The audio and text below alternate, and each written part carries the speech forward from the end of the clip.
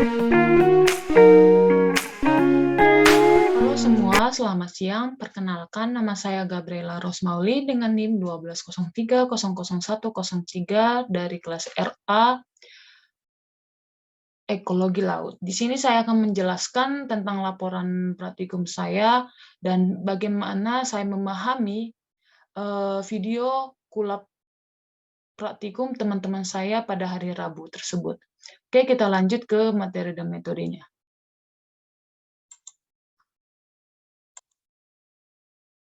Oke, waktu dan tempat. Kuliah Lapangan Ekologi Laut dilakukan pada hari Rabu 16 Maret 2022, pukul 9 WIB, dilaksanakan oleh kelas RA mahasiswa Teknik Kelautan Institut Teknologi Sumatera Angkatan tahun 2020 di Pantai Pasir Putih yang bertempat di Ranggai Tritunggal, Katibung, Lampung.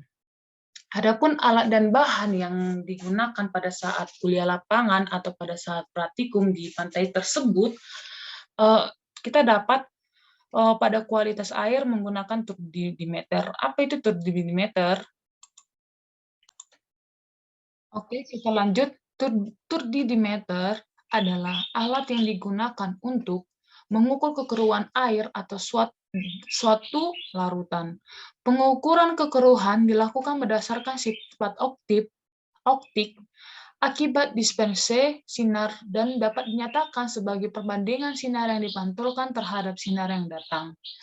Nah, dalam kualitas air laut ini, dalam mengukur tingkat kekeruhan laut, dilakukan dengan menggunakan alat bantu turbidimeter. Pengukuran ini berdasarkan sifat optik yang ditentukan, berdasarkan banyaknya cahaya yang diserap atau dipancarkan oleh bahan-bahan terdapat dalam air. Adapun prinsip umum menggunakan alat turbidimeter ini adalah sinar yang datang mengenai suatu partikel, entah apapun, sinar matahari, sinar cahaya, entah sinar lampu, dan sebagainya, suatu partikel yang diteruskan dan ada pula yang dipantulkan, sehingga sinar yang diteruskan digunakan sebagai pengukuran. Kemudian cahaya yang menembus media akan ditransfer dan diukur ke dalam bentuk angka. Dalam bentuk angka ini seperti kita mendapatkan sampelnya, terus kita olah menjadi perhitungan. Oke, kita lanjut ke sebelumnya. Turbidimeter ini ada sebuah botol. Botol ini untuk mengisi sampel air laut tersebut. Terus nanti dimasukkan alat seperti charger ini, kita masukkan ke dalam botol atau ke dalam tanah, kita nanti menengok hasilnya dari turbidimeter tersebut. Oke, kita lanjut ke mikrobiologi. Mikrobiologi ini ada tersangkut pautkannya dengan sebuah alat planktonet. Bagaimana sih menggunakan alat tersebut? Bagaimana sih kita harus klasifikasikan benda tersebut? Dalam mengumpulkan suatu jumlah plankton dilakukan dengan menyaring sejumlah massa air menggunakan jaring-jaring yang halus yang disebut juga dengan planktonet. Setelah sampel plankton telah didapatkan, sampel kemudian dikeluarkan dari botol penampung berukuran 100 ml dan dipindahkan dari botol sampel. Nanti kita bisa melihat perhitungannya bagaimana. Oke, kita lanjut dengan mangrove. Apa itu mangrove? Menggunakan apakah alat untuk mengukur mangrove? Mangrove menggunakan meteran. Sebelumnya, tadi saya hampir lupa, planktonet itu caranya kan kita pergi ke air laut, terus kita ambil air lautnya, kita saring, terus di bawahnya itu seperti ini botol, ini planktonet itu kita ambil, terus kita isikan ke dalam botol tersebut. Diisi dengan perlahan-lahan, terus kita melihat sampelnya. Sampelnya itu tidak bisa dilihat dengan mata telanjang, harus menggunakan mikroskop atau kaca pembesar.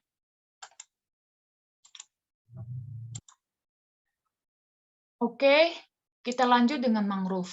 Mangrove atau disebut juga hutan bakau atau disebut juga hutan mangrove adalah hutan yang tumbuh di air payau dan dipengaruhi oleh pasang surut air laut. Hutan ini tumbuh khususnya di tempat-tempat di mana pelumpuran dan akumulasi bahan organik. Alat yang digunakan untuk mengukur mangrove atau hutan bakau tersebut adalah meteran. Pada yang saya simak pada video kulap teman-teman saya, mereka itu mengukur mangrove itu di dasar pantai. Karena mereka tidak bisa ke dalam ujung air laut, kan ada situ pohon-pohon bakau.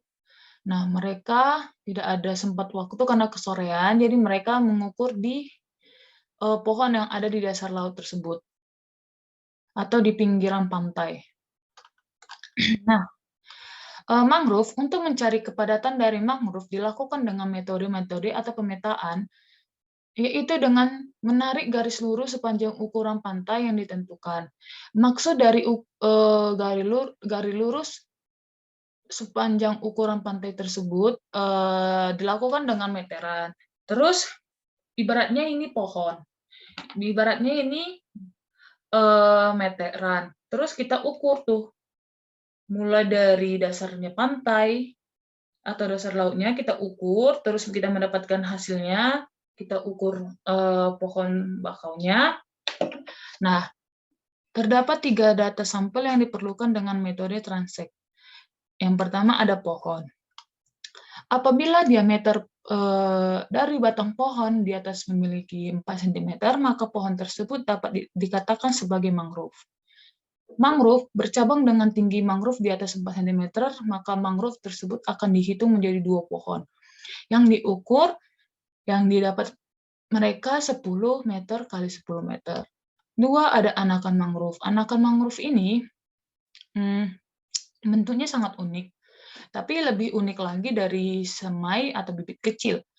Anakan mangrove ini memiliki berdiameter 1-4 meter, dan garis lurus yang digunakan yaitu berukuran 5 kali 5 meter. Dapat dikatakan sebagai anakan mangrove apabila berukur 1 kali 1 meter.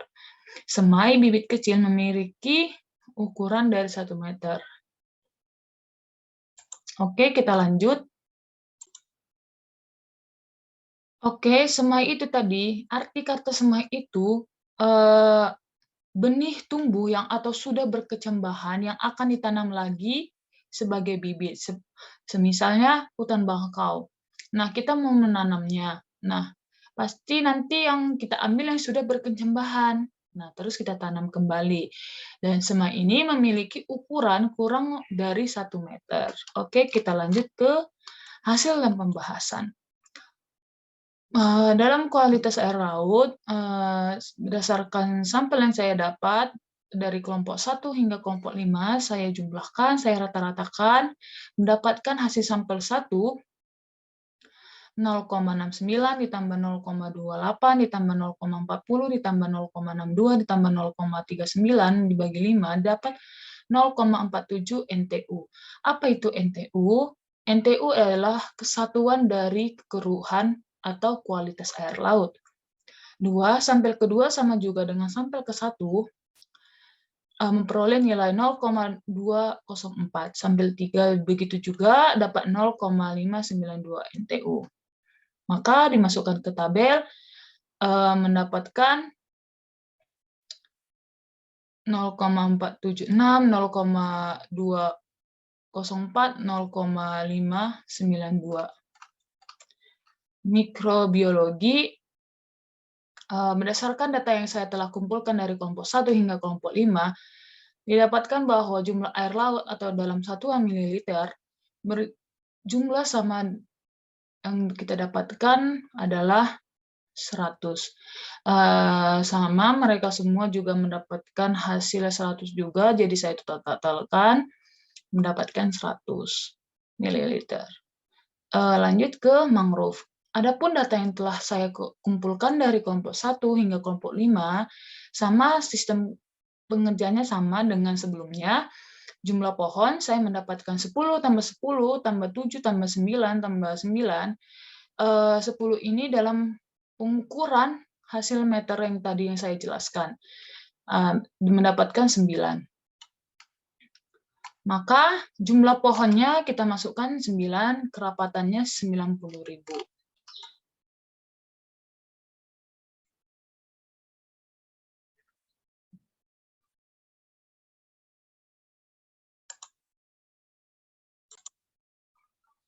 Oke, itu penjelasan yang saya simak dan saya cermati dari video-video teman-teman praktikum saya yang kuliah lapangan beserta hasil dan pembahasannya. Maka kita sebagai penutup, kesimpulannya, berdasarkan hasil pengujian alat turbimeter percobaan kualitas air laut atau percobaan hal yang lainnya, didapatkan bahwa lokasi praktikum perairan laut di Pasir Putih, Lampung, ini tergolong jenis perairan yang tidak tercemar dan memiliki tingkat kekeruhan yang rendah.